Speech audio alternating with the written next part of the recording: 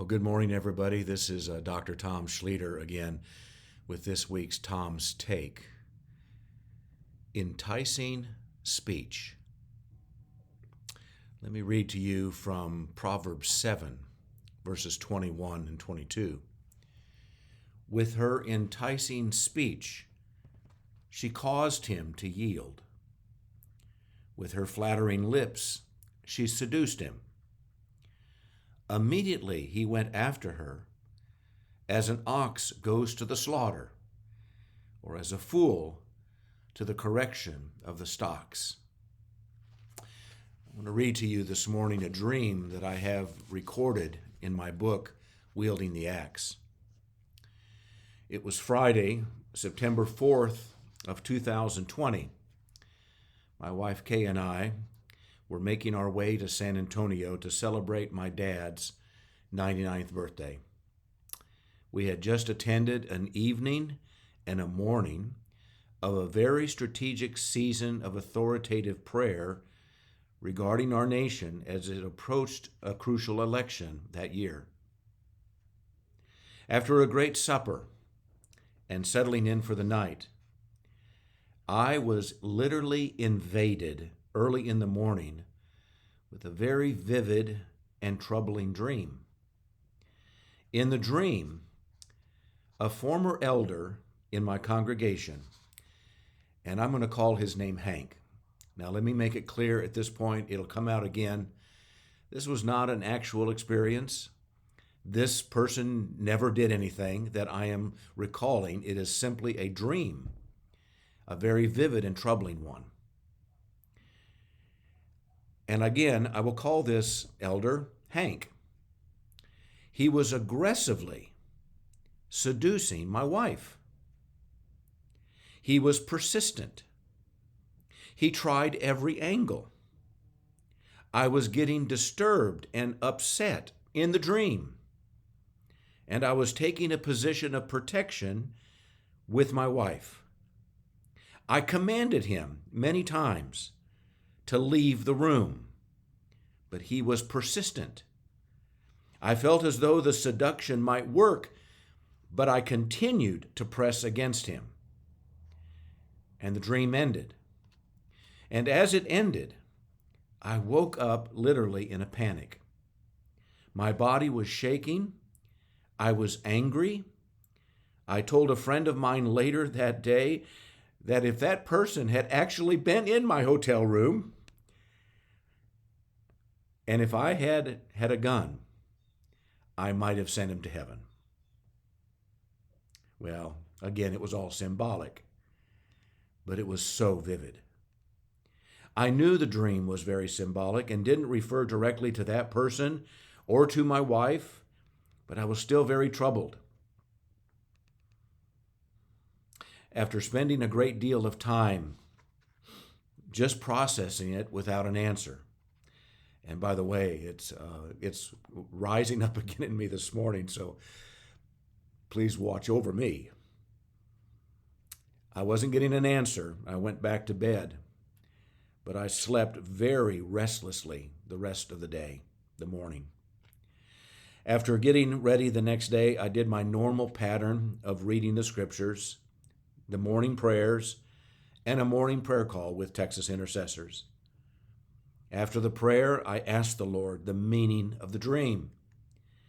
He very clearly informed me that he wanted me to understand and feel the passionate anger that he has towards anyone or anything that tries to seduce his bride, the church. My goodness. I realized through the dream that the Lord was highlighting those who were seducing his bride from inside the church. That is why there was the reference to an elder, a leader in the church. Though we are being attacked from all sides right now by the society that we are now living in, a very dark society, a godless society, the emphasis of this dream was placed solely on the seduction of the church by those who are meant to lead it, oversee it, mentor it, and bring it forth to its destiny. The church has been seduced. The bride has been attacked from both the outside and, sadly, from the inside. I write in my book that when those who are called to serve in the military of the United States take an oath, they declare the following: I, and they give their name, do solemnly swear. Well, let me just put that in me.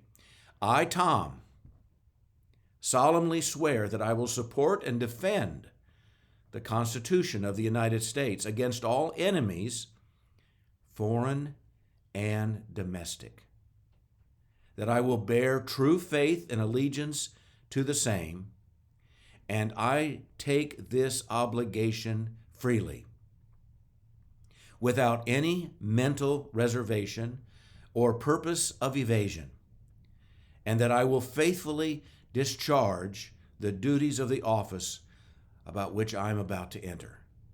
So help me God. This oath is for an indeterminate period.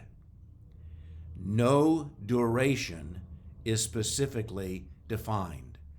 In other words, it's forever, even when the person has retired. Even though we do not use this oath in the church, maybe we need to, we do profess and confess our faith in the one true Lord and God of our lives, Jesus Christ. We commit ourselves. We commit ourselves to be His disciples. We swear allegiance to Him and to the gospel of the kingdom. We are to faithfully carry out His word, both written and decreed. Seduced, deceived. We are in that season.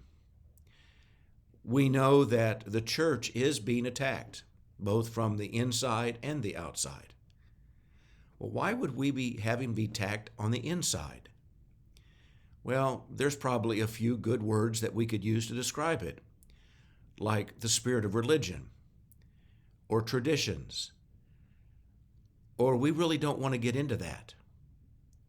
We're not supposed to mix our Christian faith with the things of the world. But that's not the gospel of the kingdom.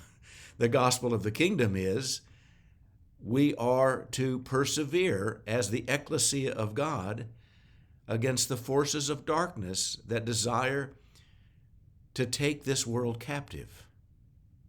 We are to be the influencers. We are not to hide away. We are not to get into a cave. Matter of fact, this last week in my sermon, I talked about a short dream that I had. I'm not going to get into it now, but it was a short dream, simply showed me a fortress and double doors that were slightly cracked open. And I asked the Lord, what is this? And He says, well, that's the gates of hell.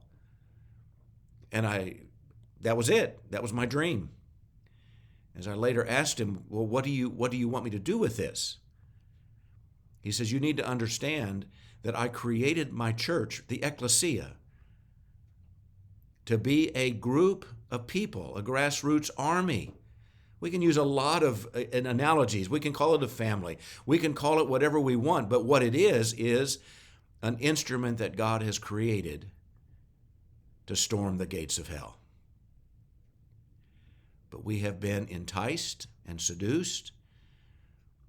We've been told that's not our true calling.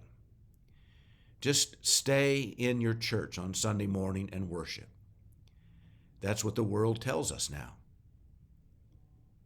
And anything that you do which tries to define the culture around you with the message of the kingdom is out of bounds. You are not to do that. And so we get called certain things, like Christian nationalist. Well, here I am. Because we have a nation that was founded on the Christian principles. And the church of God in Christ Jesus is meant to be a force of his love, his compassion, but also a force against darkness, causing it to crumble and be dismantled in the lives of individual people as well in our nation and the nations of the earth. But I will guarantee you, there are those within the body, even those who are leaders, that will deceive and seduce and try to convince you that is not what you ought to be about. With the anger and the passion that was in my dream, we need to stand up with Christ for his bride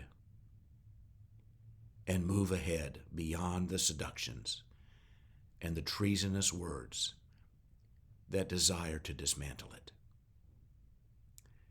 As we move closer into this season of Christmas, when we acknowledge the Word became flesh and dwelt among us, that Word, that light, was meant to overcome the darkness, and it has, and it will continue to do so, regardless of the schemes of the enemy from outside and inside the church. Blessings to all of you today. Bye-bye.